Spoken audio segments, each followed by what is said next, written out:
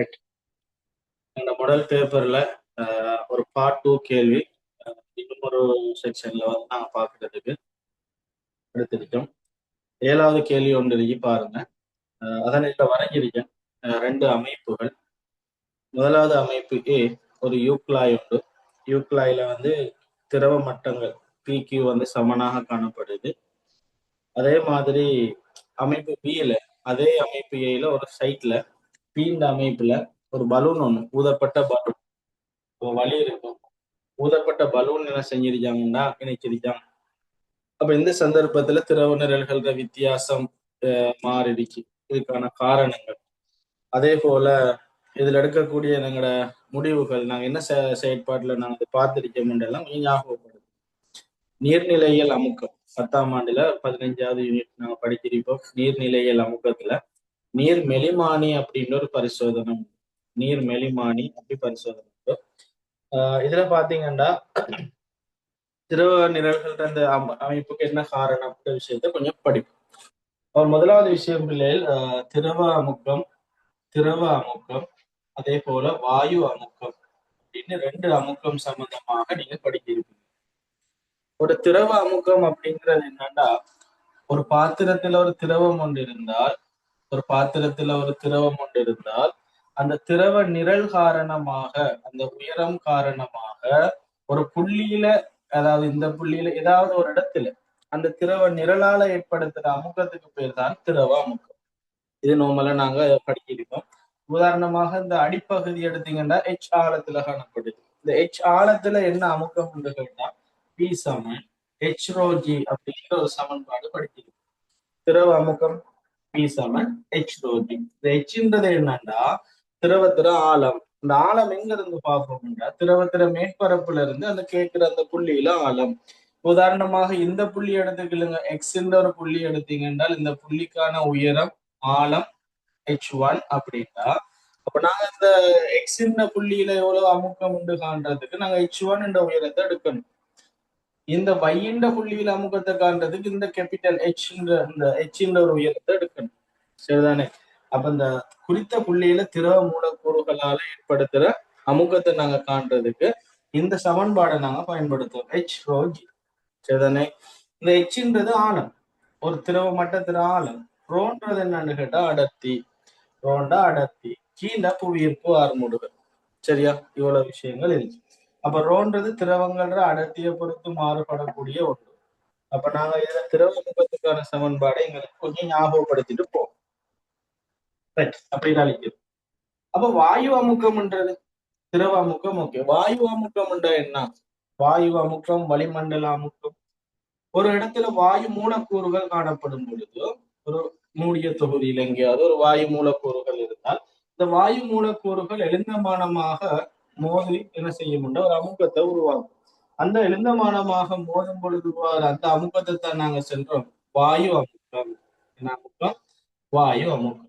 இந்த வாயு அமுக்கம் சம்பந்தமாக ரெண்டு விஷயங்கள் தெரிஞ்சுக்கணும். ஒன்று, ஒரு திறந்த முனையாக இருந்தால், ஒரு திறந்த இடமாக இருந்தால் அந்த இடத்துல எப்பொழுதுமே வளிமண்டல அமுக்கம் தொழிற்படும். வளிமண்டல அமுக்கம் என்ன? புவி மேற்பரப்புல ஒரு குறிப்பிட்ட எல்லையில வளிமண்டலம் காணப்படும் என்று படிக்கிறோம். அந்த வளிமண்டல மூலக்கூறுகள் வழி காணப்படும். அந்த வழியினால ஏற்படுத்துற அமுக்கம் தான் வளிமண்டல அமுக்கம்.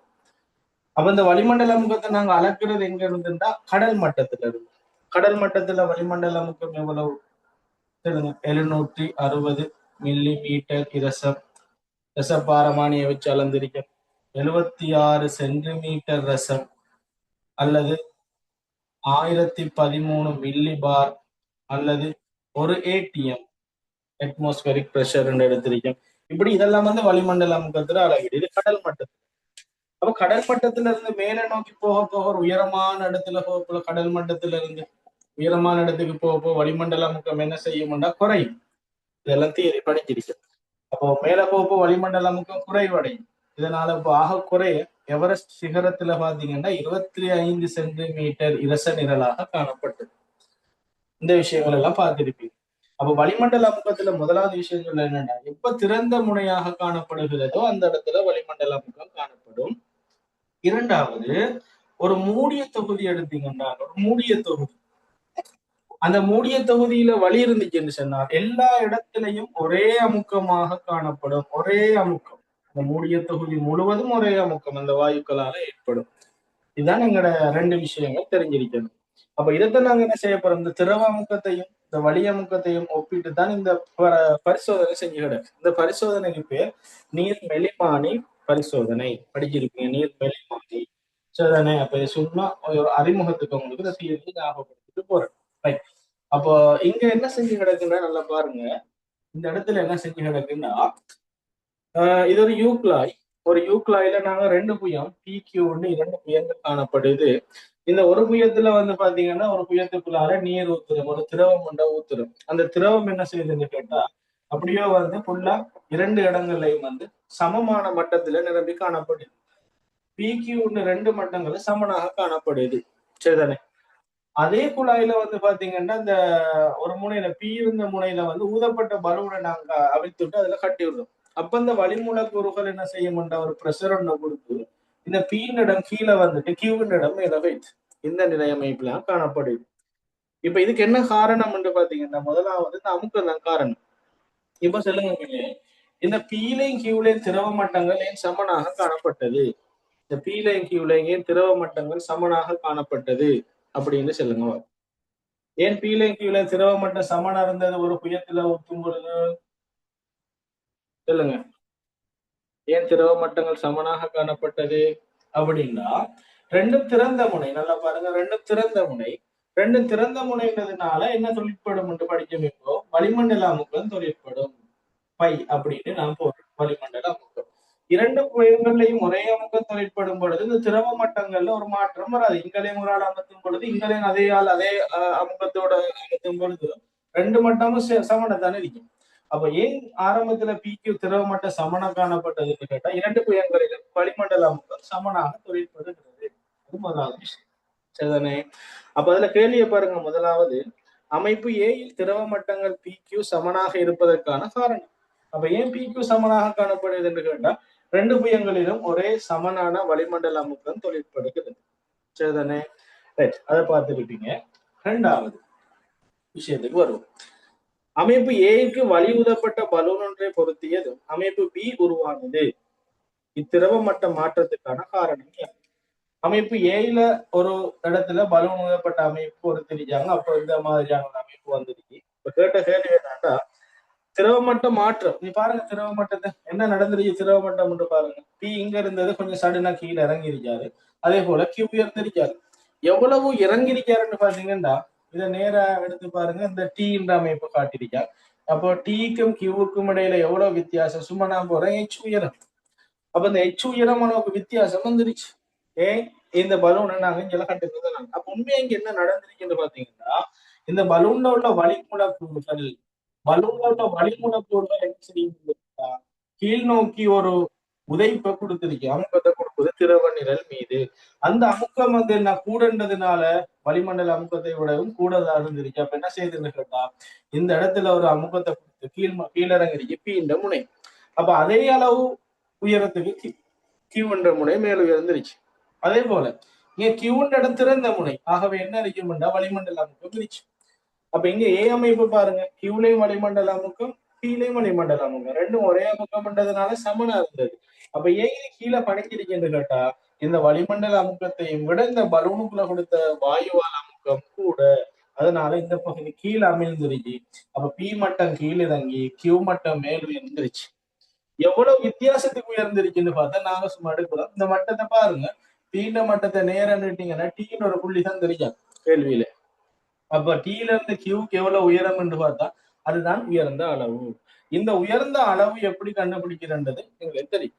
சரிதானே? அப்ப உயர மாற்றத்துக்கு என்ன காரணம் கேட்டா பலூனினால் வழங்கப்பட்ட அமுக்கம், பலூனில் உள்ள வலியினால் வழங்கப்பட்ட அமுக்கமானது வளிமண்டல அமுக்கத்தை விட உயர்வு. இதனால P முனை வந்து கீழே இறங்கி Q முனை மேல் உயர்ந்துருச்சு. இதனால திரவ மட்டம் மாற்றம் வந்துள்ளது. சரிதானே? ரைட், இது உங்களுக்கு கிளியரா இருக்கும் என்று நினைக்கிறேன். ரைட், அடுத்தது பாருங்க. வளிமண்டல அமுக்கம் பையாக காணப்படில் அவனே தாரன் தரவு வளிமண்டல அமுக்கம் பை அப்படியாக காணப்பட்டால் டீயில் உள்ள அமுகத்துக்கான ஒரு கோவையை தருக. இந்த டீல உள்ள அமுகத்துக்கான கோவையை தரட்டான். டீல என்ன அமுக்கம்? இப்ப சொல்லுங்க பிள்ளைகள் என்னன்னா இந்த டீல இருந்து இந்த கியூக்குள்ள வர இவ்வளவும் என்ன இருக்குன்னு கேட்டா திரவம் தானே இருந்துச்சு. என்ன இருக்கு? திரவம் தானே இருந்துச்சு. அப்ப இந்த திரவங்கள் காரணமாக திரவங்கள்ற நிரல் காரணமாக இப்பதான் நாங்க கதைக்கணும் என்னன்னா ஒரு அமுக்கம் ஒன்று இருக்கும். அந்த அமுக்கத்துக்கு பேர் என்ன? திரவ அமுக்கம். திரவ அமுக்கம் பி சமன் ஹெச் ரோ ஜி. அப்ப நாங்க ஒரு இதை போல ஹெச்ன்னு எடுக்கிறோம். ஹெச் திரவ நிரல் ஈரம் ஹெச்ன்னு எடுக்கிறோம். அடுத்து ரோன்னு எடுக்கிறோம். ஜினா புவிப்பாடும். ஆகவே ஹெச் ரோ ஜி அது மட்டுமா இருக்கும் என்று கேட்டா இங்க வளிமண்டல அமுக்கம் ஒண்ணு கொடுத்துட்டு தானே இருக்கு. அதுவும் சேர்ந்து இருக்கும். ஆகவே ஹெச் ரோ ஜி பிளஸ் 5 மாத்தியும் எழுதலாம். 5 பிளஸ் ஹெச் ரோ ஜி. அப்ப இந்த டீன் இடத்துல பிடின்னு போடுறோம். அப்ப இந்த டீன் இடத்துல ஒரு அமுக்கம் என்ன அமுக்கம் இருக்கும்டா 5 பிளஸ் ஹெச் ரோ ஜி. இந்த வளிமண்டல அமுக்கமும் அதோட சேர்ந்து திரவ நிரலால வர அமுக்கம் சேர்ந்து இங்க இருக்கு. அதன் கேள்வி சரிதானே? அதை நோட் பண்ணிக்கிறோங்க.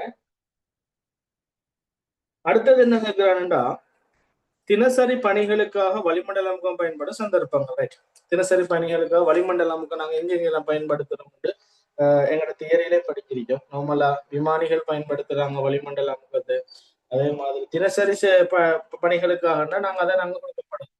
தினசரி பணிகளுக்காக ஒன்று பானக்குழாயால நீர் உறிஞ்சுறது. ஸ்ட்ரோ பட்டையால போட்டு நீங்க உறிஞ்சுவீங்க. அது ஒரு திரவ வாயு அமுக்கம் வளிமண்டல அமுக்கம் பயன்படும் சந்தர்ப்பம். அதே மாதிரி இறையின் தொழிற்பாடு. உதாரணமாக இதுக்குள்ள உள்ள ஒரு திரவத்தை கீழே உள்ள வரலுக்குள்ளால எடுப்பாங்க. பார்த்துருப்பீங்க. ஒரு பட்டையை வச்சு இப்படி எடுப்பாங்க கீழே உள்ளது. அப்போ இது இறையின் செல்வம். இங்க வளிமண்டல அமுக்கம் தொழிற்பாடு. அடுத்து வெற்றிட ஒட்டின்னு உங்களுக்கு படி தந்திருக்கேன். வெற்றிட ஒட்டின்னா அந்த கண்ணாடியில எல்லாம் ஒட்டி விடுவோம். அப்பிக்கிட்டு இருக்கணும் அப்படியும். இதுல என்ன செய்வோம்னா கொழி விடுறது அப்படின்னு. அப்ப இதுதான் வெற்றிட ஒட்டி. அப்ப இங்க தொழிற்படுறது வளிமண்டல அமுக்கம். இப்போ 3 விஷயம் படிக்கிறோம் வளிமண்டல அமுக்கத்துல தொழிற்பாடு. சரிதானே? ஒன்று பானக்குழாயால் உறிஞ்சுது. பானக்குழாய். சரியா? பானக்குழாய். இதை கொஞ்சம் ஞாபகம் வச்சுக்கோங்க. ரெண்டாவது இறையின் தொழிற்பாடு. இறையின் தொழிற்பாடுன்னா நீங்க கடைகள்ல பார்த்துருப்பீங்க. ஒரு பரல்ல எண்ணெய் அடிக்கும். அதுல பரல்ல உள்ள எண்ணெயை நாங்க சின்ன ஒரு கேன்ல நாங்க எடுப்போம் ஒரு பட்டையை வச்சு. அதுதானே? வளிமண்டல அமுக்கம் தொழிற்பாட்டெல்லாம் தான் எடுக்கிறது. பைக் டேங்க்ல உள்ள பெட்ரோல்லாம் எடுப்பாங்க பட்டையை வச்சு உறிஞ்சு. அந்த செயற்பாடு. மூன்றாவது வெற்றிட ஒட்டி. இந்த மூன்றும் வளிமண்டல அமுக்கத்தால நாங்க பயனடைகிற விஷயங்கள் அன்றாட லைஃப்ல. சரிதானே? அதே போல வளிமண்டல அமுக்கத்தை வச்சு நாங்க என்ன செய்யறாங்கன்னா வேற வேற செயற்பாடுகளை மேற்கொள்ளப்படுது. இது உங்களுக்கு ஞாபகத்துல இருக்கு. இப்ப விஷயத்துக்கு வருவோம். இப்ப நாங்க எதுல உள்ள அமுக்கம் விளங்கிட்டு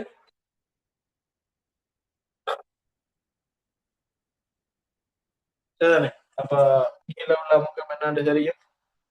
கீழே உள்ள அமுக்கமும் கீழே உள்ள அமுக்கமும் சமனாக இருக்கும் ஒரு விஷயம். ஏன்னு சொல்லுங்க. கீழே உள்ள அமுக்கமும் இப்ப சமன். ஏன்னா ஒரே கிடைமட்டம். இப்ப அதை வச்சு அடுத்த கேள்வி பாருங்க.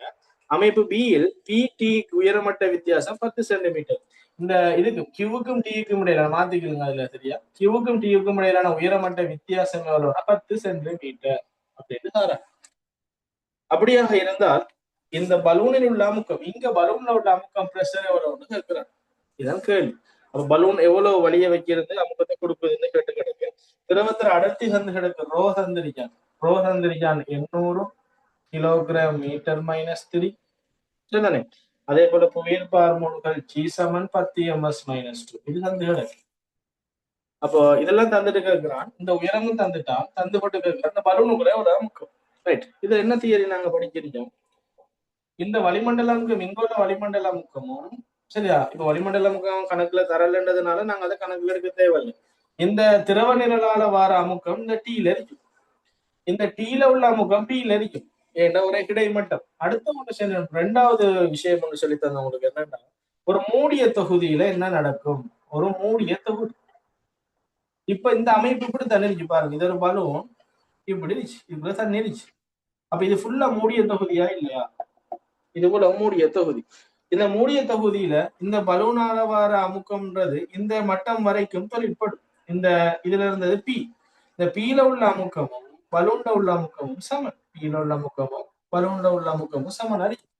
அப்ப நாங்க பலூன்ல உள்ள அமுக்கத்தை கேட்டா பீல இருந்த அமுக்கத்தை கண்டா சரி. ஆகவே பீல உள்ள அமுக்கம் தான் என்ன? டீல உள்ள அமுக்கம். அப்ப டீல உள்ள அமுக்கத்தை நாங்க காணுவோம்.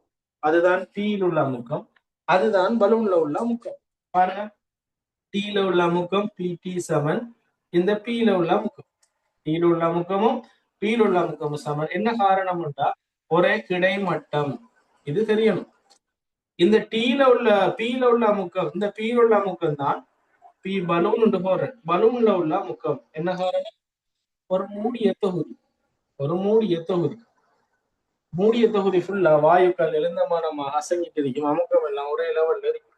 ஆகவே இப்ப நாங்க என்ன செய்ய போறோம்டா, பலூன்ல உள்ள அமுக்கத்தை காண்றேன்டா, பலூன்ல உள்ள அமுக்கத்தை காண்றேன்டா, இந்த டீல உள்ள அமுக்கத்தை கண்டா சரி. இதுதான் எங்கிற விஷயம். இப்ப டீல உள்ள அமுக்கத்தை காண்றதுதான் கேள்வி. அப்ப என்ன அமுக்கம் சொல்லுங்க பார்ப்போம். டீல உள்ள அமுக்கத்தை காண்றதுக்கு சமன்பாடு என்ன? டீல உள்ள அமுக்கத்தை காண்றதுக்கு சமன்பாடு என்ன?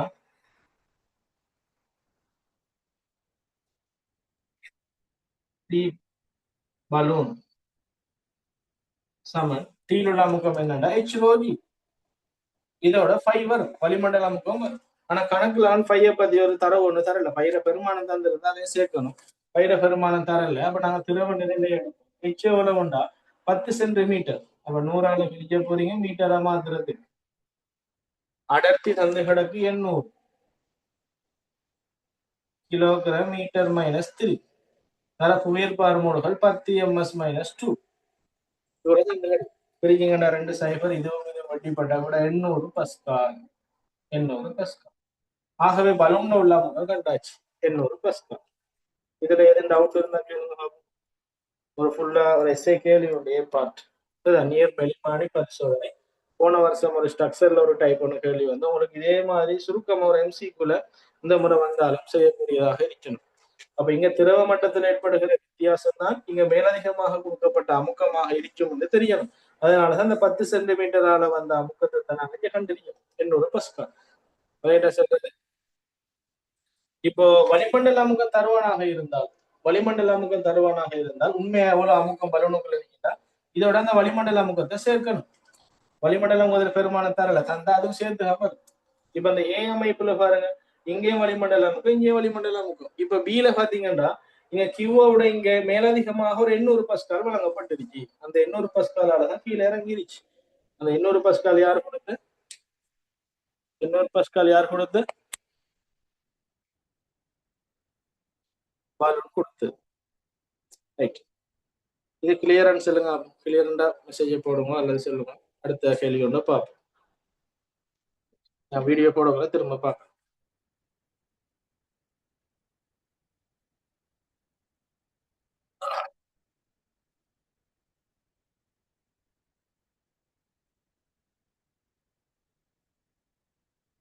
அப்சா விளையிட்டா? அப்சா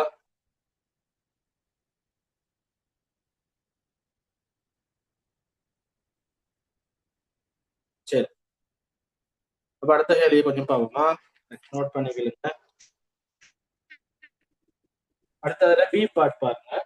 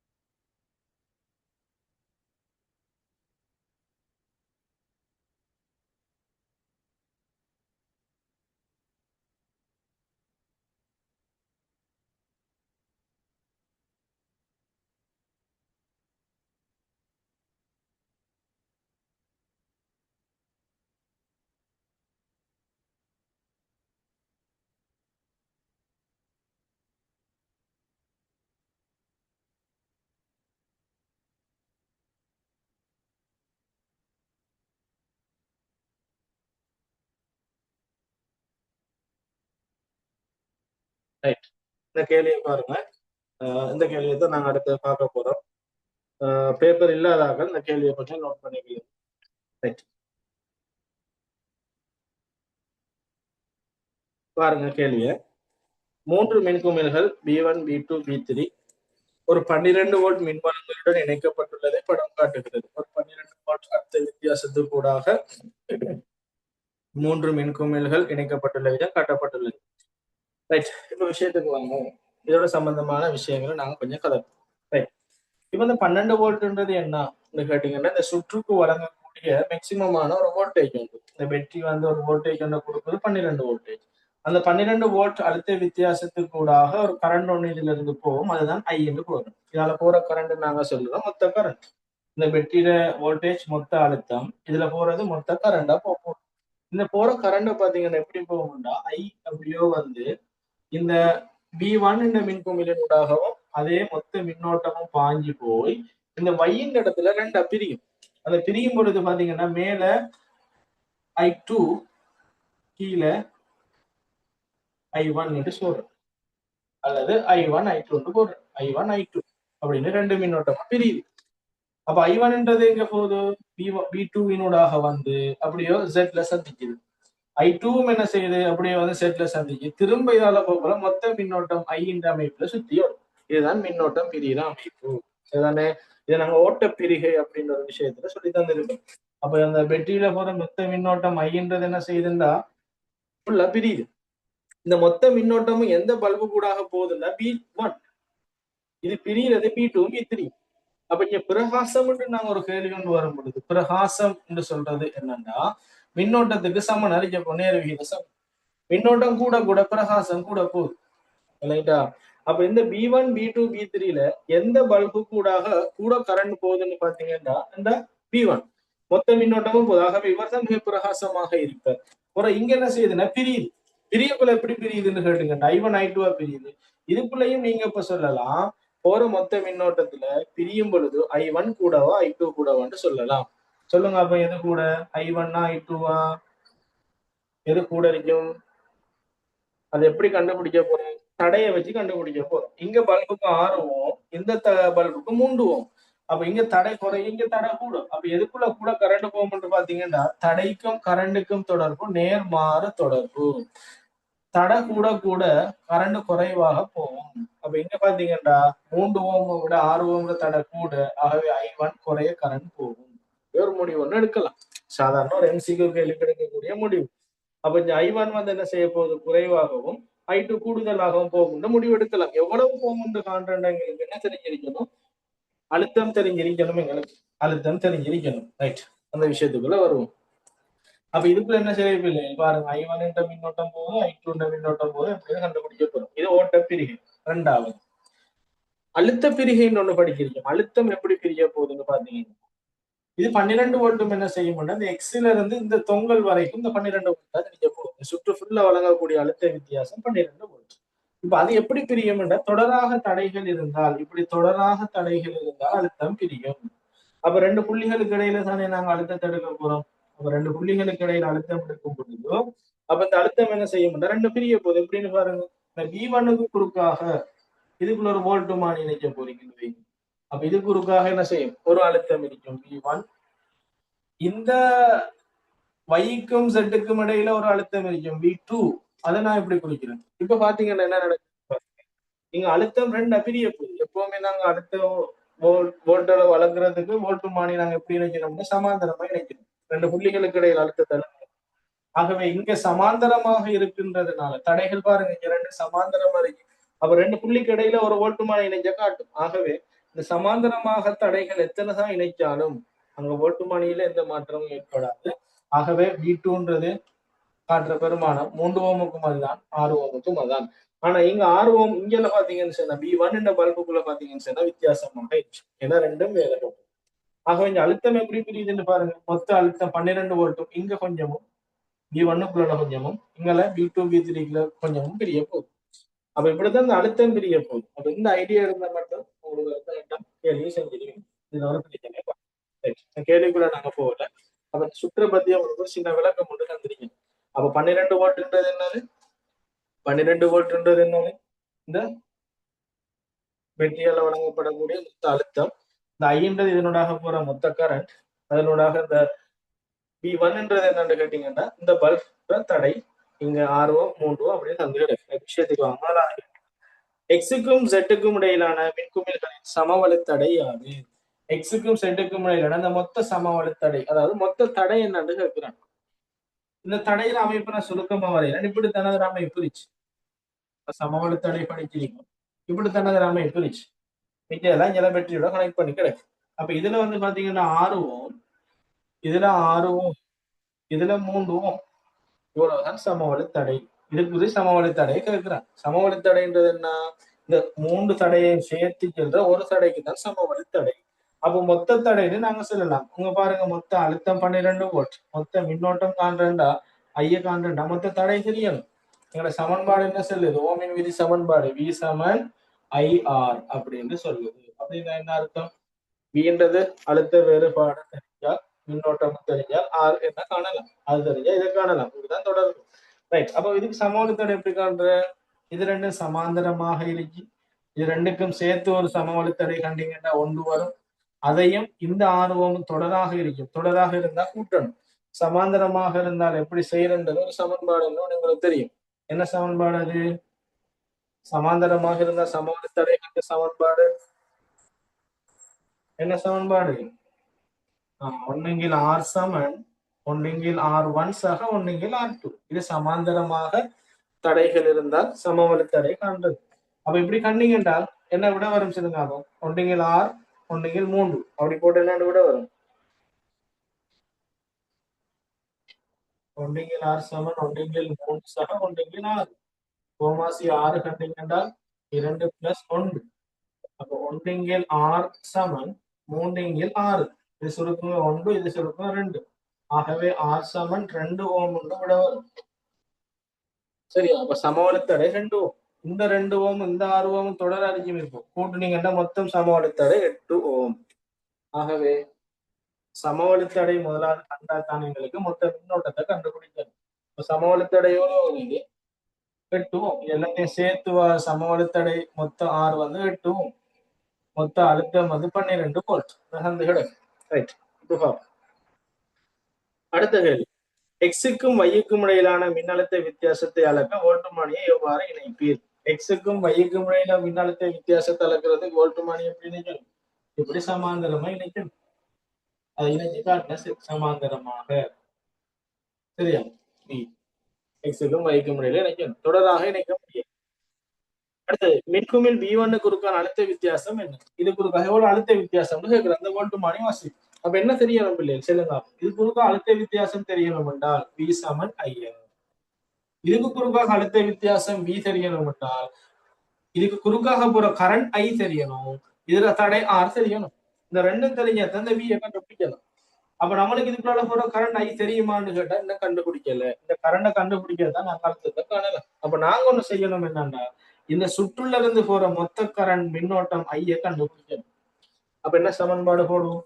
V சமன் IR. Vன்றது என்ன? இந்த சுற்றுல கொடுக்கப்பட்ட மொத்த அழுத்தம் 12 வோல்ட். ஐன்னு என்ன? இதுல போற மொத்த கரண்ட். ஆறுன்னு என்ன? மொத்த தடை. இந்த 3ஐயும் சேர்த்து மொத்த தடை இப்பதான் கண்டது 8 ஓம். 8 ஓம். ஆகவே I சமன் 12 × 8. சரியா? அப்ப இதை சுருக்குனீங்க என்ற பிள்ளைகள் எப்படி வரப்போகுது? 4 சுருக்குனீங்கன்னா 3 × 2. I சமன் 1.5. சரியா? 1.5 அம்பியர் அப்படின்னு வரப்போகுது. ஆகவே இங்க போற மின்னோட்டத்தை பாருங்க நல்லா. 12 வோல்ட் பேட்டரியிலிருந்து வழங்குற மின்னோட்டம் எவ்வளவு போறோம்? 1.5. அப்ப இதனால போற மின்னோட்டம் 1.5 அம்பியர். அப்ப இந்த 1.5 அம்பியர் தான் இந்த பேட்டரிக்குள்ளால போகுது. இப்போ இந்த பேட்டரி குறுக்காக உள்ள அழுத்தத்தை காணலுமா இல்லையா? இந்த பேட்டரி குறுக்காக உள்ள அழுத்தத்தை காணலுமா இல்லையா? காணலும். எப்படி காணலும்? இது குறுக்காக உள்ள அழுத்தம் V சமன் இதால போற மின்னோட்டம் I எவ்வளவு? 1.5. தடை இதுல தடை 6. பெருக்குனீங்கன்னா 9 வோல்டேஜ். 12 வோல்டேஜ்ல இங்க என்ன வர போகுதுன்னா 9 வோல்டேஜ் வரும். இங்க 12 வோல்டேஜ் கொடுக்குறோம், இங்க 9ண்டா மிச்சம் 3 இதுக்குள்ளால இருக்கும். அதான் என்ன சொல்லு, மிச்சம் 3 என்ன செய்யணும்டா இதுக்குள்ளால இருக்கு. சரியா? அப்ப கேட்ட கேள்வி மின்குமிழ் V1 குறுக்கான அழுத்த வித்தியாசம். அது விளங்கிட்டான்னு பாருங்க. சார் இன்னொரு தடவை வழங்கப்படுத்தலுமா?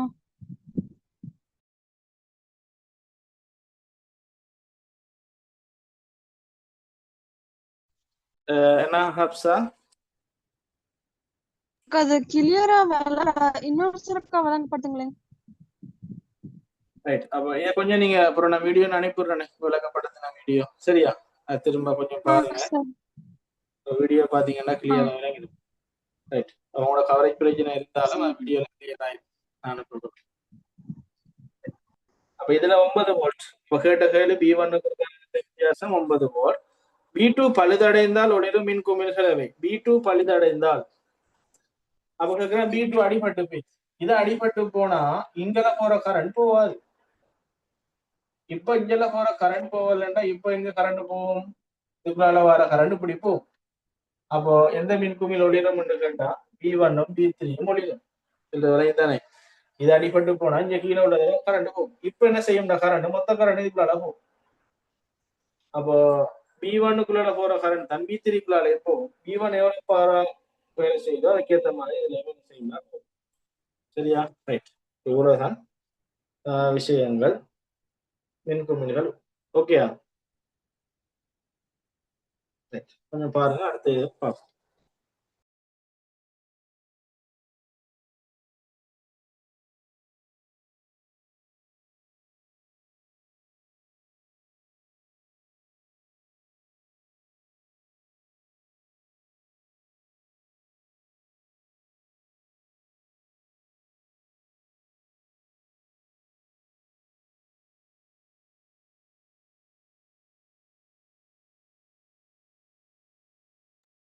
ரைட். இன்னொரு கேள்வி ஒண்ணு பார்ப்போம். அங்கட பக்கம் பாருங்க. 9வதுல பி கேள்வி. 9வதுல பி கேள்வி ஒரு பிசிக்ஸ் பகுதி ஒன்றுதான். அதையும் பார்ப்போம். அழிக்கிறேன் பாருங்க.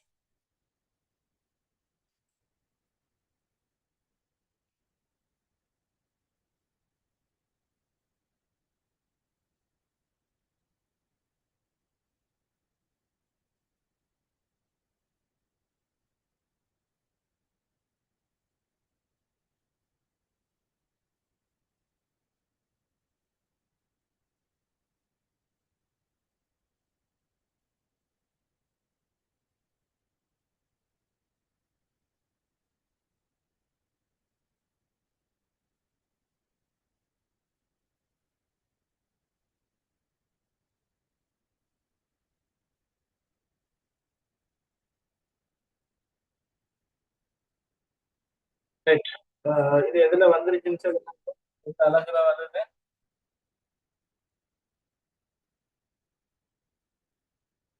எந்த அழகுல வர கேள்வி? கேத்திர கணித ஒளியியல். ஏன்னா ரைட். பாருங்க கேள்வி. அரைவட்ட கண்ணாடி குச்சி ஒன்றினால் செலுத்தப்படும் இரு ஒளிக்கதிர்கள் படத்தில் காட்டப்பட்டுள்ளது. இரண்டு ஒளிக்கதிர்கள் ஒரு கண்ணாடி குச்சிக்குள்ள செலுத்துறாங்க. இது வழியாக இப்போ வழியில இருந்து செலுத்துறாங்க. கண்ணாடி குச்சியில போய் இந்த இடத்துல ஒரு மாற்றம் ஒன்று நடக்கும். அதுக்காக வலிடுச்சு. ஒளிக்கதிர்கள் தோற்றப்பாடு ஒன்று ஒளி முறிவு, இன்னும் ஒன்று ஒளி தெரிவு. ரெண்டுக்கும் வித்தியாசம் தெரியும். ஒளி முறிவடைதல், ஒளி தெரிப்படுதல். ஒரு தெரிமேற்பரப்புல ஒளிப்படும் பொழுது, உதாரணமாக ஒரு தளவாடி தெரிமேற்பரப்பில் ஒளிப்படும் பொழுது வார ஒளிக்கதிர் என்ன செய்யும்? பட்டு என்ன செய்யும்? அதே ஊடகத்துக்குள்ள வேற திசையில போகும். ஒரு ஊடகத்திலிருந்து வார ஒளிக்கதிர் தெரிமேற்பரப்பில் பட்டு அதே ஊடகம் ஆனா வேற திசையில போகும். அப்படியாக போனா வைக்கிறது ஒளி தெரிவு. ஒளி முறிவுன்னு சொல்றது என்னன்னா இரண்டு வேறுபட்ட ஊடகங்கள்ல இடைமுகத்துக்குள்ளான, உதாரணமாக இது வழி, இது நீர். வழியிலிருந்து ஒரு ஒளிக்கதிர் வந்து என்ன செய்யும்னா அடுத்த ஊடகத்துக்குள்ள போகும். போகும் பொழுது அந்த பாதையில ஒரு விலகல் ஒன்று வரும். சரியா? இப்படி அல்லது இப்படி ஒரு விலகல் ஒன்று வரும். அப்ப இந்த இடத்துல பாத்தீங்கன்னா ஒளி முறிகிற மாதிரி உங்களுக்கு வரும். நேரா போவாது. இந்த ஒளி நேரா போகாம என்ன செய்யும்னா அடுத்த ஊடகங்களுக்குள்ள போகல இந்த ஒளி வந்து என்ன செய்யும்? ஒரு பாதையில ஒரு மாற்றம் ஒன்று வரும். அதான் ஒளி முறிவு. அப்ப அந்த ஒளி முறிவுக்கு காரணம் என்னன்னா ஊடகங்களுக்கு இடையிலான அடர்த்தி வேறுபாடு என்று படிக்கிறீங்க. அடர்த்தி வேறுபடும் பொழுது ஒளிக்கதிர் செல்வ ஸ்பீட் மாறுபடும். ஒளிக்கதிர் ஸ்பீட் மாறக்குள்ள அந்த பாதையை கொஞ்சம் மாற்றிக்கணும். இதுதான் அங்க நடக்கிற செயற்பாடு. இதுதானே? அப்ப இங்கேயும் தரப்பட்ட ஒரு கேள்வி என்ன அடிப்படையாக கொண்டதுன்னா ஒளியின் முறிவு சம்பந்தமான விஷயம் வந்து படத்தை பார்த்த உடனே நம்மளுக்கு வழங்கணும். அப்ப பாருங்க, வழியில இருந்து ஒரு ஒளிக்கதிர் கண்ணாடிக்குள்ள போகுது, வெயிட் இந்த இடத்துல படுது. அப்ப உங்களுக்கு ஒரு டவுட் ஒன்று வரும், இந்த பி இந்த பக்கம் இந்த இடத்துலயும் கண்ணாடிக்குள்ள என்டர் ஆகுது தானே வழியில இருந்து, அப்பயே இங்க முடியல அப்படின்னு கேட்டா, ஒளிக்கதிர் செங்குத்தாக போனால் முறிவடையாது. ஒளிக்கதிர் 90 பாகையில போனா என்ன செய்யாது, முறிவடையாது. அப்ப இங்கேயும் என்ன செய்யுதுன்னா 90 பாகையில போயிட்டு சந்திக்குது அந்த மேற்பரப்பு விளங்க. ஆகவே இந்த PQ ஆனது இந்த இடைமுகத்துல முடியாம எங்க போகணும், டிரெக்டா நேரா போய் அந்த மேற்பரப்புல போய் சந்திக்கும். இப்ப இந்த இடத்துல என்ன செய்யலாம்ன்றா இது ஒரு மாற்றம் நடக்கலாம். அதுதான் கேட்டு கிடக்கு. இப்ப முதலாவது கேள்வியை பாருங்க, PQ என்பவற்றில் ஏன் ஒளிக்கதிர் முடியவில்லை, ஏன் இந்த இடத்துல ஒளிக்கதிர் முடியல, ஏன் முடியல அப்படின்னு கேட்டா, அந்த இரண்டு கதிர்களும் கண்ணாடி மேற்பரப்பை செங்குத்தாக தொடுகின்றது, செங்குத்தாக போய் படுகின்றது, இதனால முடிவடையாது. அடுத்த கேள்வி, படத்தை பிரதி செய்து ஒவ்வொரு கதிரும் முடிவடைந்த பின் அவற்றின் பாதைகளை பருமட்டாக வரைக. கண்ணாடியின் அவதி கோணம் 42 பாகை. 42 பாகை அவதி கோணம் சி. அவதி கோணம் என்ன இந்த விஷயம் அதை ஞாபகப்படுத்திட்டு போகும். இப்ப உங்களுக்கு ஒளிக்கதிர் சாதாரணமா நான் நார்மலா எப்படி போடுறேன்னு பாருங்க. இது வந்து கண்ணாடி, இது வந்து கிளாஸ், இது வந்து ஏர் வழி. இப்ப ஒளிக்கதிர் வந்து இப்படி போடும், நார்மலா என்ன நடக்கும், ஒளிக்கதிர் இப்படி போனா என்ன நடக்கும், இதை சொல்றது படுகதிர், இது படுபுள்ளி, இது செவ்வன் என்று சொல்லுவோம். இப்ப இவர் போற பாதையை பாத்தீங்கன்னா நேரா போனா அப்படி போக மாட்டார். எப்படி போவார், கண்ணாடியோட வழியில அடர்த்தி குறையடிக்கும், அடர்த்தி குறைஞ்சாக்க ஸ்பீட் எப்படி இருக்கும், ஒளிக்கதிர் கூட இருக்கும். அப்ப வேகம் கூடனா செவ்வனை விலக்கி இப்படி போறோம், இது நாங்க படிக்கிறீங்க. அப்போ கண்ணாடியோட வழியில அடர்த்தி குறைய வேகம் கூட, வேகம் கூடனா செவ்வனை வெளுத்தி போகும். அப்ப இப்படி வெளுத்தி போறது என்ன செய்ய மாட்டா, நாங்க முறிகதிர் அப்படின்னு சொல்லி, முறிகதிர் இதைக்கெல்லாம் படுகதிர் அப்படின்னு கதைச்சோம். இந்த கோணம் படுகதிருக்கும் செவ்வனுக்கும் இடையிலான கோணத்தை சொல்றது படுகோணம் ஐ என்று குறிக்கும். முறிகதிருக்கும் செவ்வனுக்கும் இடையிலான கோணம் முறிகோணம் அப்படின்னு குறிச்சோம். படுகோணம் முறிகோணம் விஷயம் இருந்துச்சு. இப்ப இந்த படுகோணத்தை கொஞ்சம் கொஞ்சமாக கூட்டும் பொழுது என்ன செய்யும், முறிகோணமும் கூடும். இதைத்தான் நாங்க சினலின் விதியில படிச்சோம். மாறிலி ஊடகங்களுக்கு இடையிலான முறிவு சுட்டி மாறிலின்றதுனால படுகோணத்தை கூட்ட கூட்ட கூட்ட என்ன செய்யும்டா, முறிகோணமும் கூடும். அந்த முறிகோணம் கூடி கூடி ஒரு கட்டத்துல என்ன செய்யும்டா, படுகோணம் அதிகரிக்க இந்த முறிகோணம் 90 பாகையாக வந்து நிற்கும். இந்த 90 பாகையாக வந்து நிற்கும். என்ன, இந்த ஊடகத்தோட மருவி கொண்டு செல்லும். அப்போ முறிகோணம் எத்தனை பாகை, 90 பாகை. இந்த படுகோணத்தை கூட்ட கூட்ட கூட்ட என்ன செய்யும், இந்த முறிகோணம் என்ன செய்யும், அதிகரிக்கிட்டு வரும். ஒரு கட்டத்துல இந்த முறிகோணம் என்னவா இருக்கும்னா 90 பாகையாக வந்துடும். இப்ப படுகதிர் இப்படி இருக்கு, முறிகதிர் அந்த ரெண்டு ஊடகத்தையும் மருவி கொண்டு செல்லும். இப்போ முறிகதிர் 90 முறிகோணம் 90 பாகையாக உள்ள போது என்ன படுகோணமோ அந்த படுகோணத்தை செல்வோம் அவதி கோணம். அப்ப படுகதிர் முறிகதிர் படுகோணம் முறிகோணம், படுகோணத்தை கூட்ட கூட்ட முறிகோணம் கூட்டிட்டு போகும். ஒரு கட்டத்துல முறிகோணம் 90 பாகையா வந்த பிறகு அதை செல்றது அப்போ உள்ள படுகோணத்தை செல்றது அவதி கோணம், கிரிட்டிக்கல் ஆங்கிள் என்று சொல்லுவோம். அந்த படுகோணத்தை விட இன்னமும் அவதி கோணத்தை விட இன்னமும் கூட்டினீங்கண்டா, அவதி கோணத்தை விட இன்னமும் கூட்டினீங்கண்டா அது அதே ஊடகத்துக்குள்ள இப்படி தெரியும். இதை சொல்றது முழு உட்தரிப்பு படிக்கிறீங்க, முழு உட்தரிப்பு முழு அகத்தரிப்பு படிக்கிறீங்க. அப்ப முழு அகத்தரிப்பின் பொழுது அவதி கோணத்தை விட, அவதி கோணம் சீயை விட படுகோணம் கூடுதல். இந்த படுகோணம் சீன அவதி கோணம், அவதி கோணத்தோட படுகோணம் கூட கூட என்ன செய்ய மாட்டோம், முழு உட்தரிப்படை. எப்ப அவதி கோணத்தை விட படுகோணம் குறைவாக இருக்கோ, குறைவாக இருக்கோ அப்போ முறிவடைஞ்சமை வைத்திருக்கும்.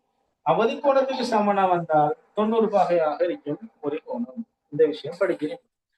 அப்ப இதுலயும் பாத்தீங்கன்னா நடக்கிற விஷயத்த பாருங்க, பீண்ட ஒளிக்கதிர் என்ன நடக்குது அதை பூர்த்தி செய்யட்டாங்கன்னு சொல்றாங்க. பீண்ட ஒளிக்கதிர் பாருங்க, பீண்ட ஒளிக்கதிர் 30 பாகையில போகுது.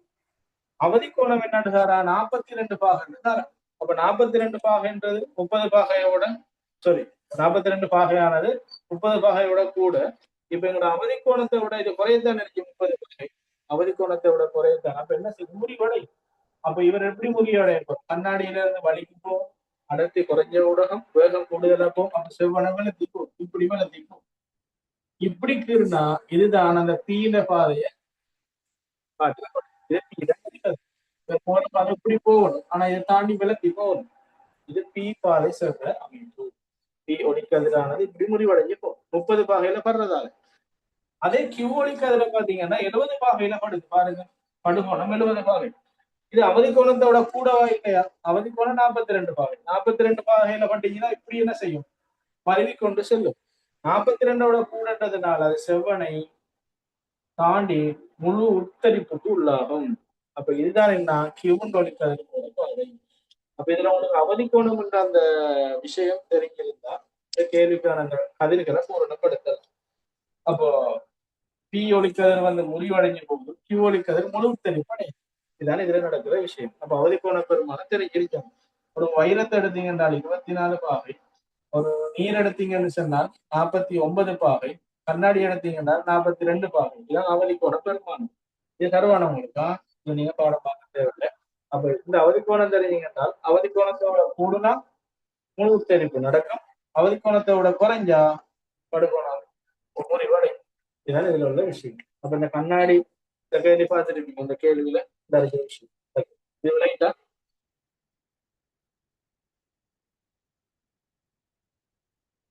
நோட் பண்ணி எடுத்துக்கலுங்க. அது நோட்ஸ் இல்லைன்னு உண்டா கேளுங்க, நோட்ஸ் தான் இது சம்பந்தமாக நோட்ஸ் அவதி கோணம் முழு உட்தரிப்பு சம்பந்தம்.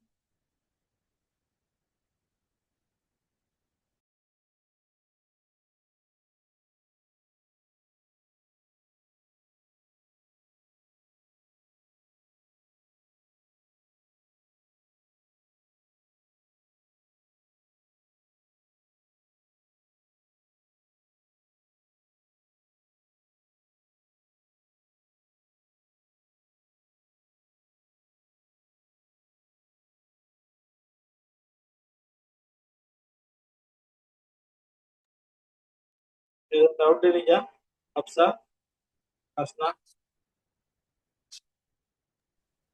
இல்ல.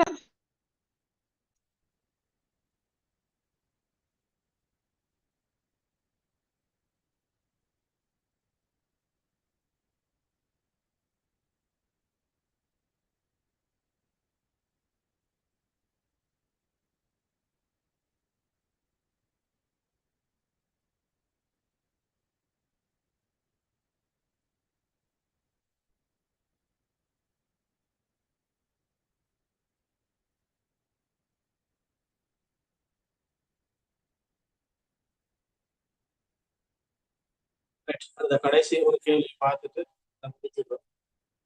விசை திருப்ப கேள்வி ஒன்று இருக்கு பாருங்க, அதுல 6வது விசை திருப்பம் அடிக்கடி வார கேள்வி, ஸ்ட்ரக்சர்ல வரக்கூடிய கேள்வி விசை திருப்பம்.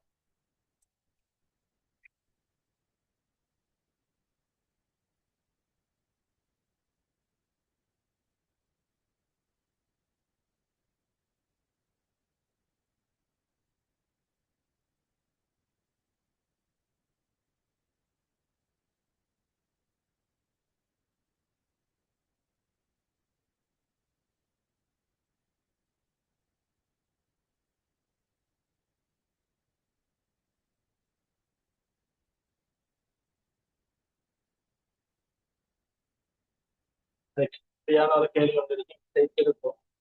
விசை திருப்பம் அப்படின்றது என்னன்னா, விசையை பயன்படுத்தி ஒரு பொருள் என்ன செய்யணும், திருப்பணும். விசையை பயன்படுத்தி ஒரு பொருளை திருப்புறண்டா அறிவிப்பார்.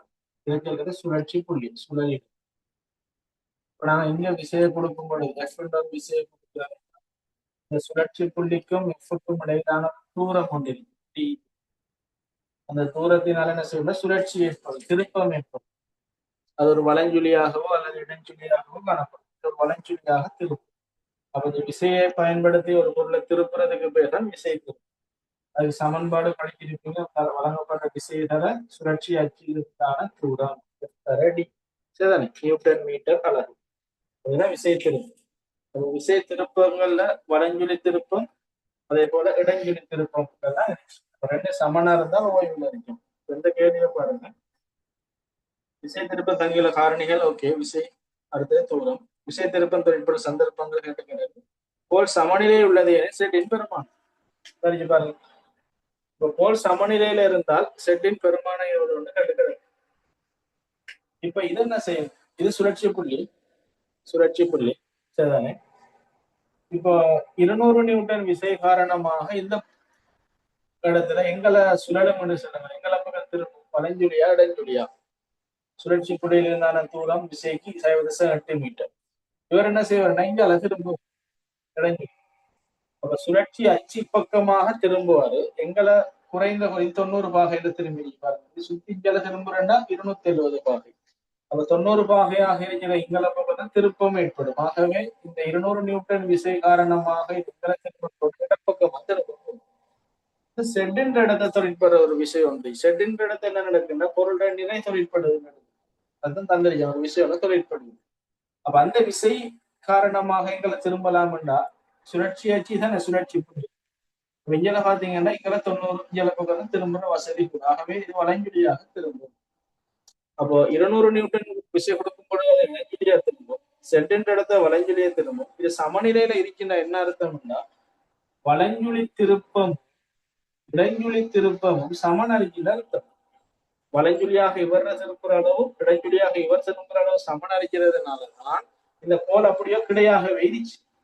அப்படி இல்லைன்னா என்ன நடக்கும்டா இவர் இஜால கூட திருமணம் இவர் கீழே திருமணம் இவர் கீழே பண்ணிவர் அப்படியான விஷயம் நடக்கும். இப்படி நிற்கும் அல்லது இப்படி நிற்கும். அப்ப திசை மாறுகின்றது. திருப்பம் காணப்படும். அப்ப இங்க சமநிலையில இருக்கின்ற அர்த்தம் என்ன? வளைஞ்சுழியில திரும்புறது இடைஞ்சுழியில திரும்புறது சமன் என்ற அர்த்தம். அப்ப அதைத்தான் நாங்க என்ன செய்ய போறோம்? சமப்படுத்தப்படும். வளைஞ்சுழி திருப்பம் இவர் தானே. திருப்பத்துக்கு என்ன சமன்பாடு? விசை தர தூரம். விசைன்றது செட் தர தூரம்ன்றது சுழற்சி புள்ளியிலிருந்து விசைக்கான சமன். இங்க ஏற்படுற திருப்பம் என்ன? விசையோட 200 தூரமோட சுழற்சி புள்ளிக்கு 0.8 சந்து கிடக்கு. இப்ப நீங்க செட்டை காணலாம். செட் சமன் 200 தர 0.8 0.8.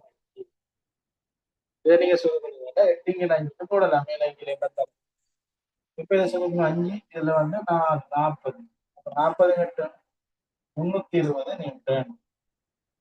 செட்டின் இடத்துல 320 நியூட்டன் கொடுத்தாதான் இருந்தாதான் இந்த திருப்பம் கிடையாக இருக்கு.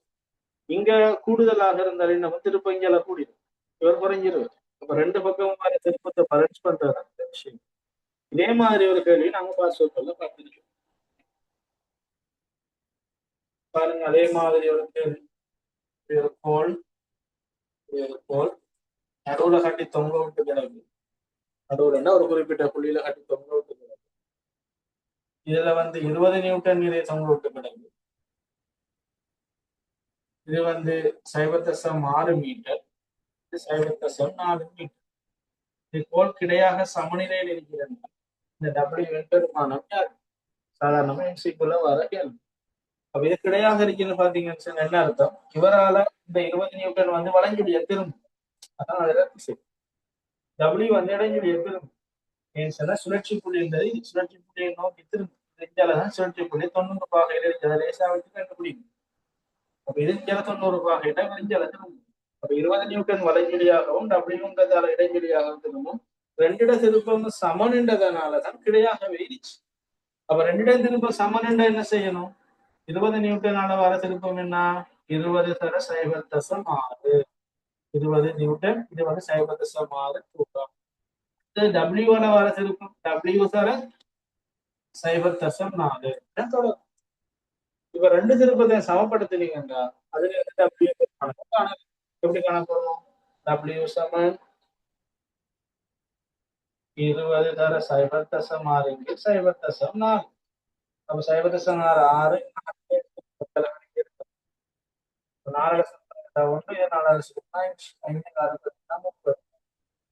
அப்ப இங்க 30 நியூட்டனா போட்டு பாருங்க.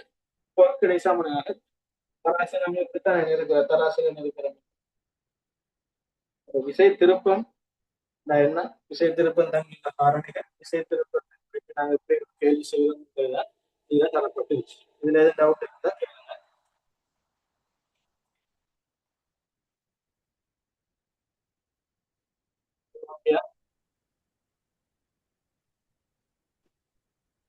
அப்ப உங்களுக்கு ஒவ்வொரு துண்டு செஞ்சு வீடியோ போட்டு நீங்க பாருங்க. எதுவும் டவுட் இருந்தாலும் நீங்க கேளுங்க, அதில் செஞ்சு விடுவோம். சரியா? இப்போ பாஸ் பேப்பர் தொடங்குவோம். மாடல் பேப்பர் கொஞ்சம் பார்த்துச்சு. அப்ப இன்னொரு வீடியோல இன்னொரு கிளாஸ்ல நான் சந்திப்பேன்.